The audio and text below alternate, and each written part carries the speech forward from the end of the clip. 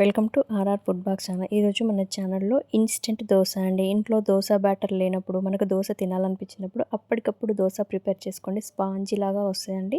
దానికోసం ముందుగా ఒక బౌల్ తీసుకొని ఇందులో ఒక కప్పు సూజీ రవ్వ వేసుకోండి. అలానే ఒక కప్పు పోహా వేసేసుకోండి. ఇది మజ్జిగతో కానీ పెరుగుతో కానీ ఒకసారి ఇదంతా కలిపేసుకొని ఒక హాఫ్ అన్ అవర్ పక్కన పెట్టేస్తే ఏంటంటే మనకు చక్కగా నానిపోయి దోశ కూడా స్పాంజీ లాగా వస్తుందండి. అందుకని ఒక హాఫ్ అన్ అవర్ పక్కన పెట్టేసి ఇప్పుడు మిక్సీ జార్ తీసుకొని మిక్సీ జార్లో ఇది నానబెట్టినది రవ్వను అటుకుల బ్యాటర్ వేసేసి మెత్తగా పేస్ట్ చేసుకోవాలండి. దోశ బ్యాటర్ లాగా ప్రిపేర్ చేసుకోవాలి. ఇప్పుడు బౌల్లో తీసేసుకొని వాటర్ వేసేసి కొంచెం చక్కగా దోశ బ్యాటర్ లాగా కలుపుకోవాలండి. ఇందులో కొద్దిగా బేకింగ్ సోడాను కొద్దిగా సాల్ట్ కూడా వేసేసి చక్కగా కలిపేసుకోవాలి. ఇప్పుడు స్టవ్ పైన ప్యాన్ పెట్టేసి ప్యాన్కు ఆయిల్ గ్రీస్ చేసి బ్యాటర్ని చిక్కగా చేసేసుకొని సెట్ దోశలాగా వేసుకోవాలండి. ఇలా రుద్దకూడదు. సెట్ దోశలాగా వేసేసుకొని పైన లిడ్ పెట్టామనుకోండి హోల్స్ చక్కగా మన స్పాంజీ దోశ రెడీ అండి.